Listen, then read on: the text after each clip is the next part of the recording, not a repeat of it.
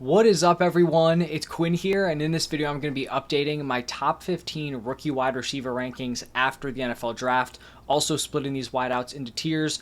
Definitely some movement, with some of the top guys based on their landing spots, and then we're going to be adding on, a few wide receivers from my last set of rankings. As always, I want to hear your guys' thoughts. Which players do you think should be higher or lower? Let me know down below in the comment section. Let me know your reasoning. But let's just dive right into it. We're going to start off in tier 1 with my tier 1 wide receiver. It's going to be Marvin Harrison Jr. At this point, he's my clear number 1. The landing spot to the Cardinals really locked that in. He went 4th overall. He's going to be paired with Kyler Murray. So I think most people at this point are going to have Marvin Harrison Jr. as their wide receiver 1. Now, shifting into tier 2, I'm going to start it off with Malik Nabers. Now, prior to the draft, I had actually had Marvin Harrison Jr. and Malik Nabers back-to-back in tier 1, and I pretty much said, landing spot is going to determine which guy I have as my wide receiver 1. So, obviously, Marvin Harrison Jr. got the much better landing spot going to the Cardinals, Malik Nabers going to the Giants, and so I think as a player in terms of their talent, I think they're really neck and neck for wide receiver 1 and wide receiver 2. But I just think at this point, with the landing spots pretty much being polar opposites, I feel like I could make a better case for drafting Rome Odunze over Malik Nabers than I could for drafting Malik Nabers over Marvin Harrison Jr. Now, I wouldn't draft Odunze over Nabers, but that's kind of how I decided on the tier, but I pretty much think he's right in between Marvin Harrison Jr. and Rome Odunze. If I wanted to make a million tiers, Nabers would be tier 2, Rome Odunze would be tier 3, but I'm not trying to have 3 one-man tiers. So Malik Nabers in tier 2. Obviously, the talent's still there. The Giant landing spot isn't great, but he'll be fine. He's super talented, and things can shake up pretty quickly. The other tier 2 wide receiver, already mentioned him, going to be Rome Odunze. He goes at pick 9 to the Bears, and I really like this landing spot long term. In the short term, there's going to be a lot of target competition just in the wide receiver room. I mean, DJ Moore, Keenan Allen, you also have Cole Kmet, DeAndre Swift. So we might not tear it up fantasy-wise right out of the gate, but I think him and Caleb Williams are going to be a really strong duo for a very long time. So still feel very good about Rome Odunze here going to the Bears. Now, shifting into tier 3, I'm going to start off this tier with Xavier Worthy. He's going to be my wide receiver 4, and this pretty much was the perfect landing spot going to the Chiefs. Not only does he go to the Chiefs, but they actually trade up to pick 28 to secure him on their roster. He had a year 1 breakout, probably the most impressive freshman season out of all these wide receivers. We know he's crazy fast. He just has a great fit here with the Chiefs. And also this wide receiver room is pretty open at this point. You have Rashee Rice with his legal thing. Who knows what the suspension is going to be looking like. Hollywood Brown's on a 1-year deal. And outside of that, there's really not much competition. I think we could see Worthy make a quicker impact in 2024 than what we saw Rashee Rice do in 2023. Remember, it took a while for Rashee Rice to get going. They were kind of throwing him into this wide receiver by committee. With him potentially being suspended at some point in the season, if he starts off suspended, I think Worthy could come in and get more playing time early on and, really make a decent impact here in year 1. So I do like Worthy as my wide receiver 4. And then my other tier 3 wide receiver is going to be Brian Thomas Jr.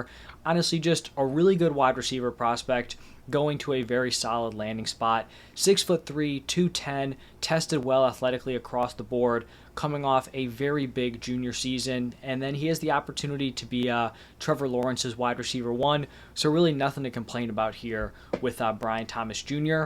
Now, looking at tier 4, we're going to start it off with Ladd McConkey, my wide receiver 6.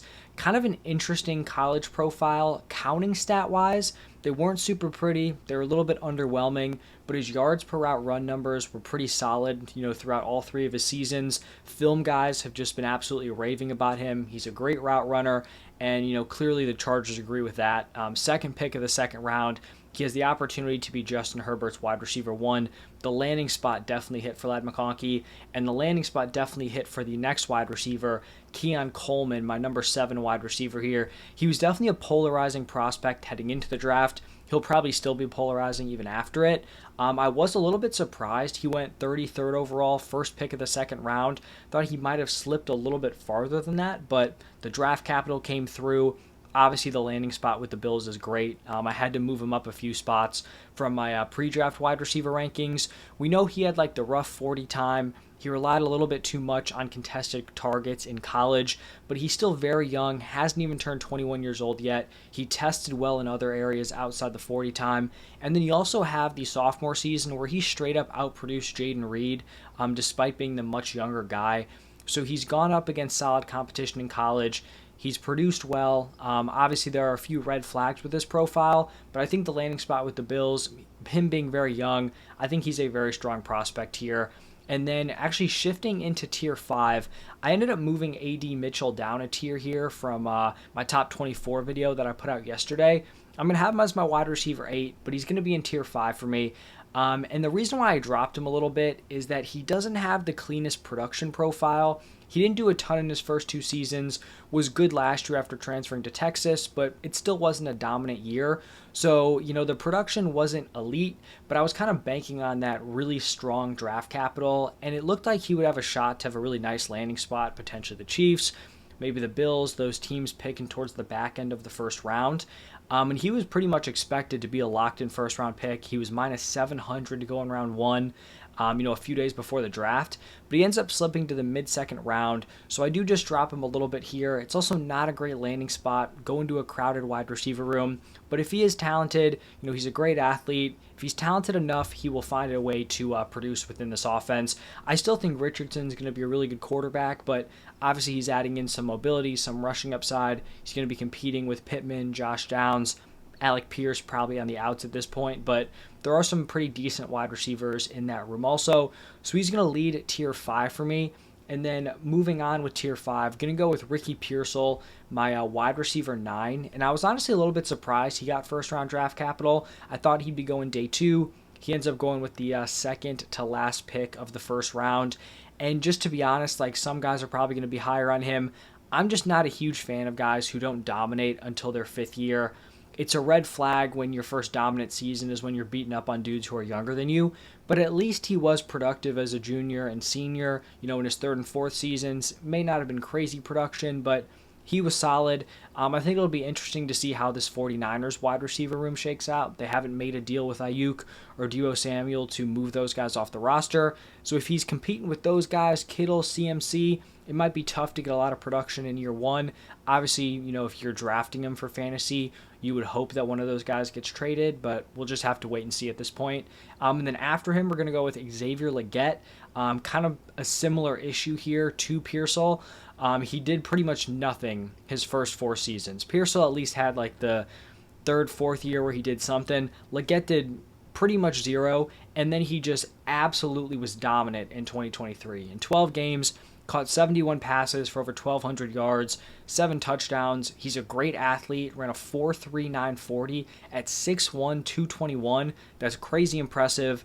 I'm a little bit concerned this pick is going to end up being like another Jonathan Mingo situation, right? We had Mingo, who was picked early in the 2nd round last year.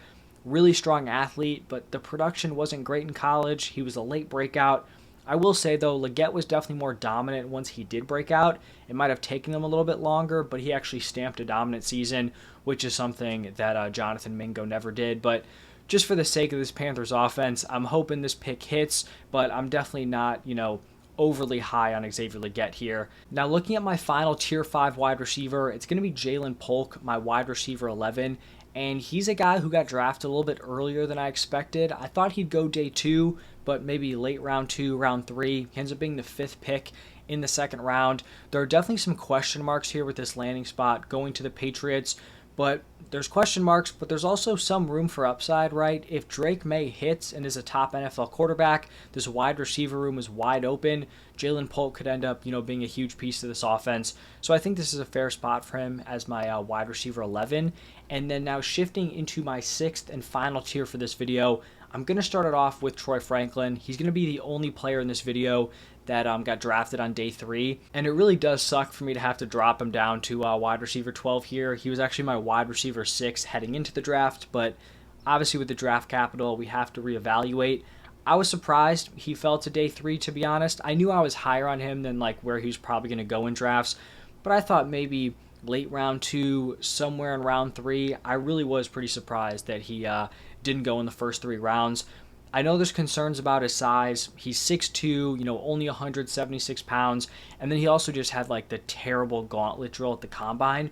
But when this dude was on the field, he just straight up produced. He had one of the better sophomore seasons of this entire wide receiver class.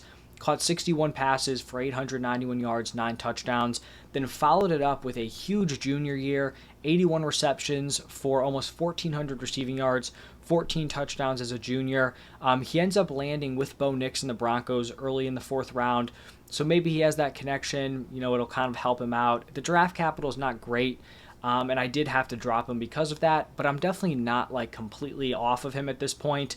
If he's there like early round 3, that's where I'd start to consider him in rookie drafts. So still interested, but definitely, probably the biggest faller from my pre-draft rankings. And then continuing on with tier 6, we're going to go with Jermaine Burton, my wide receiver 13. He gets strong round 3 draft capital to the Bengals.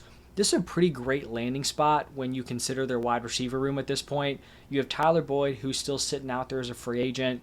Who knows what happens with him? T. Higgins potentially on the move. We'll see if he gets traded. Burton's a guy who had kind of an interesting college career. He was pretty productive in all 4 of his seasons. He was giving you decent production at Georgia in his freshman and sophomore year. Nothing crazy. Then he transfers to Alabama, puts up 2 solid seasons, like between 600 and 800 receiving yards. In 2023, he had an absurd 20.2 ADOT and then 20.5 yards per reception. So he was just a big play machine. They were using him, very consistently down the field. I think at this point, he's a solid round 3 rookie pick. And then my next wide receiver is going to be Malachi Corley, my wide receiver 14. He goes with the first pick of the 3rd round to the Jets. And I think there are definitely some reasonable concerns here about what Corley's ceiling is at the next level or what his realistic role could be. He was just such a low ADOT guy in college, which is something you'll kind of see with like smaller wide receivers, like your Wan'Dale Robinsons, that type of archetype where they're super athletic. You just want to get the ball in their hands, let them go. Corley doesn't really fit that stature-wise. He's not the tallest dude, but he's like 220 pounds, pretty solid athlete. But his ADOT was 6.1 in 2022, then all the way down to 5.5 in 2023. He's great after the catch, almost 10 yards after catch per reception in 2022, 8.6 in 2023. I've seen a lot of comps about his ceiling being, Deebo Samuel and his role with the 49ers. And, it makes sense. Deebo's been a low ADOT guy, high yak throughout his NFL career, but he's also mixed in on the ground, which is pretty rare for a wide receiver. And even Deebo, just like Corley, didn't really get much rushing opportunities in college. So, it's not impossible for him to then, kind of work into that role in the NFL. But it just seems like at this point, given his skill set, he has to kind of be put into the perfect situation, have an offense that really wants to work around him, and I just don't know if that's going to happen here with the Jets. So we'll see if he's able to excel with his current skill set or if he's able to kind of expand on his game. He really was not great in contested catch situations in any of his college seasons, so hopefully he is able to go out there, improve, expand his game, or the Jets, find kind of a unique role for him where he's able to thrive for fantasy.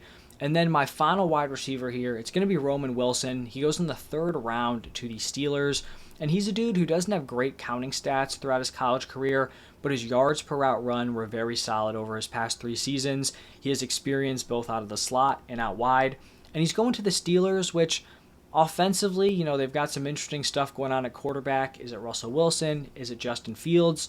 But the wide receiver room is pretty wide open. They traded Deontay Johnson. You have George Pickens there, who should be their number 1.